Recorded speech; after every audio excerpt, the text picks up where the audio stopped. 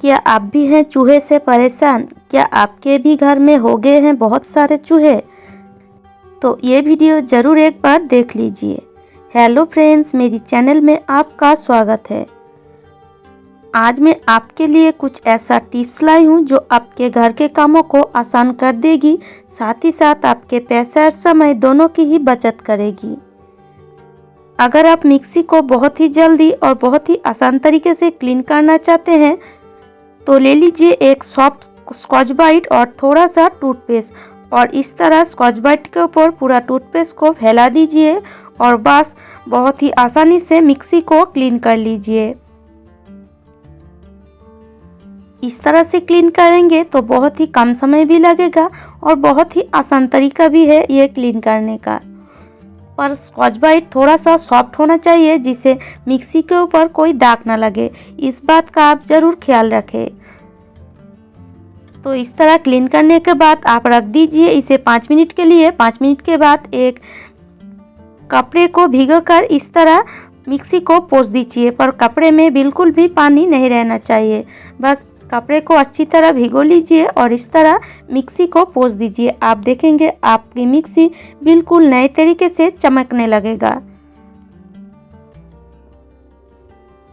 तो आप देख सकते हैं कितनी आसानी से और कितनी जल्दी ये मिक्सी क्लीन हो गया है।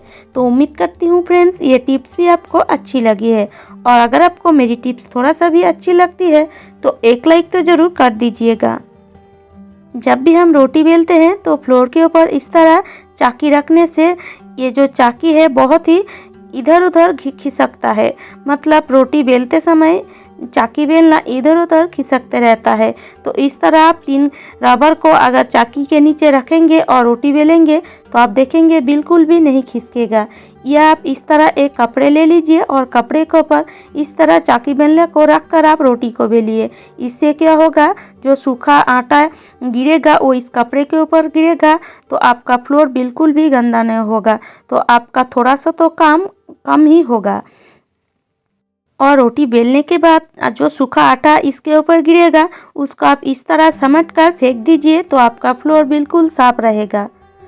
कई समय रोटी बेलते समय आप देखिएगा आटा चाकी बेलना के ऊपर चिपकता है। तो जब भी बेलना के ऊपर या चाकी के ऊपर आटा चिपके तो आप इस तरह थोड़ा सा चाकी या बेलना को गैस के ऊपर गर्म कर लीजिए, इससे और नहीं चिपकेगा। इस सर्दी में घी बहुत ही जल्दी जम जाती है, और अगर इस घी को फ्रिज में रखा जाए तो ये तो पत्थर हो जाती है और इसे निकलना बहुत ही मुश्किल हो जाती है। तो हम क्या करते हैं, इस तरह डब्बे को लेते हैं और इस तरह गैस के ऊपर गर्म करते हैं। इससे कई समय डब्बे जल जाती है या गल जाती है। तो ये काम ना करके आप जो चम्मच से घी को निकलना चाहते हैं उसी चम्मच को गर्म कर लीजिए और इस तरह घी की डब्बे में आप चम्मच को घुसाएंगे तो बहुत ही जल्दी और बहुत ही आसान तरीके से घी निकल आएगी। आप देख सकते हैं ये चम्मच गर्म है और आप देख सकते हैं घी भी कितनी आसानी से गल रही है। तो इससे आपका काम बहुत ही आसान हो जाएगा और जितना घी आपको लगेगा उसी हिसाब से आप यूज़ भी कर पाएंगे। अगर आप तेल के कैन को नीचे फ्लोर में रखते हैं तो फ्लोर में ना रखकर इस तरह एक कंटेनर में रख सकते हैं, इससे आपका काम बहुत ही आसान हो जाएगा।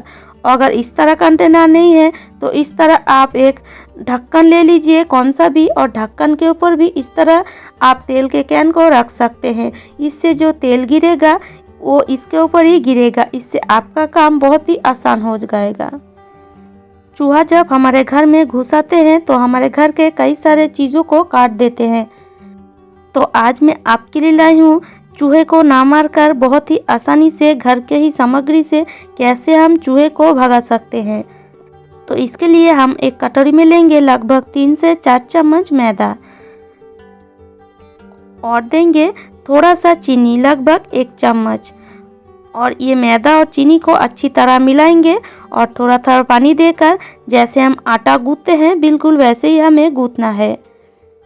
तो इस तरह आटे को गूंथने के बाद अब हम इस तरह से छोटा छोटा लोई तोड़ेंगे।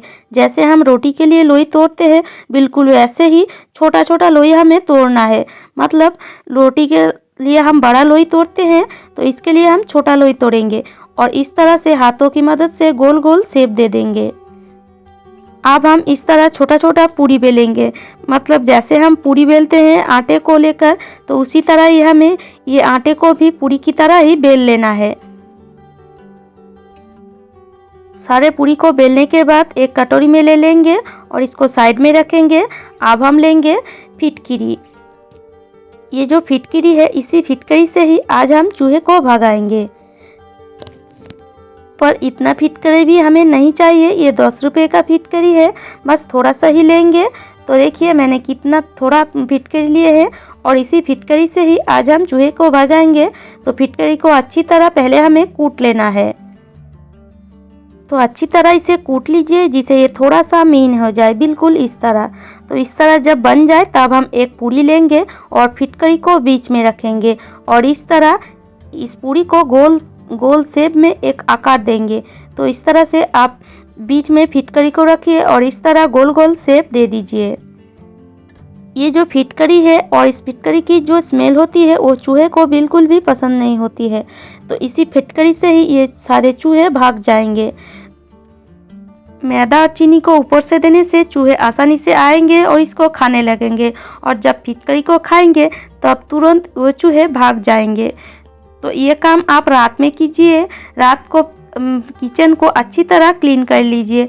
खाना बनाने के बाद या खाना खाने के बाद किचन को अच्छी तरह क्लीन करके इस तरह आप गैस के ऊपर 4 से 5 इस तरह से आप बॉल को रख दीजिए। मतलब जो हमने मैदा की बल बनाए हैं या बॉल बनाए हैं उसको आप इस तरह से रख दीजिए। और जब भी चूहा किचन में आएगा तो ज़रूर वो किचन के फ्लोर के ऊपर चढ़ेगा, तो वो जब भी वो खाना देखेगा तो तुरंत खाने जाएगा। या आप इस तरह गैस के नीचे भी, मतलब सिलेंडर के नीचे भी रख सकते हैं। आपको जिस जिस जगह लगे चूहा आ सकती है या आती है उस जगह आप इस तरह से एक एक बॉल या आप मैदा की जो डो है उसको इस तरह से रख दीजिए। चूहा जब भी खाएगा तुरंत उसी जगह से भाग जाएगा। तो इस तरह आप बिना केमिकल से ही घर से चूहे को भगा सकते हैं।